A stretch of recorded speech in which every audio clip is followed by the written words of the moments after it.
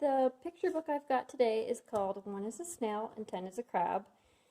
And you can use this book for anywhere from preschool through, well, even third grade if you're working on multiplication. So what I use for this book is I get the book, and what I do is we write this out together as we're reading it. I just wrote it out quickly kind of beforehand so that you can kind of just see how it looks.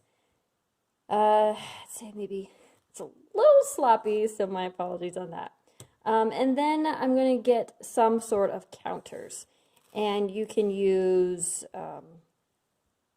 the ones that look like this, that are interlocking, or you can just use cubes. Doesn't really matter, your choice for whatever you have available.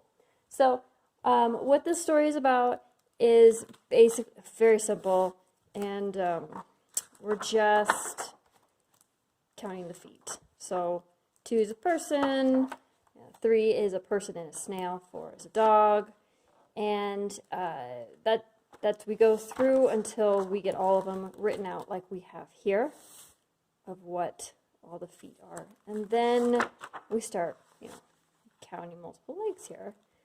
20 is 2 crabs. 30 is 3 crabs, or 10 people and a crab. That there's different ways to combine these animal legs or feet to get to certain numbers.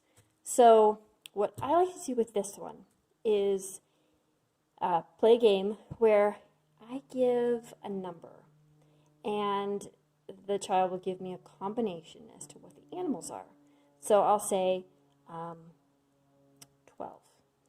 12, and maybe they have their counters out to be able to manipulate them, or maybe not, and they can go, okay, let's say 12, let's say 1 crab and 1 person, or do a combination of the dog and the snails, two sets of those, and a person.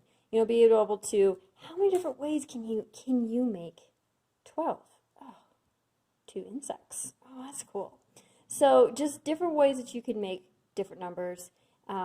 If you are so creative to make some sort of an animal of each one, or you have something that they would be able to move around, of like, oh, okay, there's the dog, it's got the 4 legs on it, and put that out there.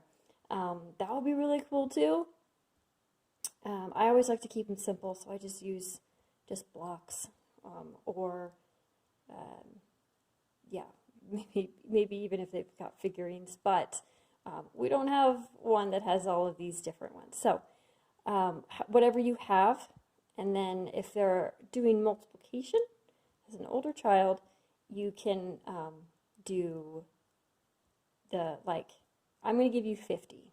50, how many 50? But you have to keep it, in groups of the same. So then they would say, okay, 50, so 5 groups of crabs. 5 times 10 is 50. And you can do that for, any number, any number. So great book. You can use it for a lot of different places of where the child is at for figuring out, either just addition, or maybe backwards, or multiplication. So great book, super easy, really fast.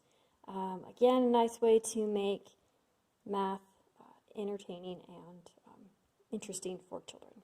I hope you have fun with this one.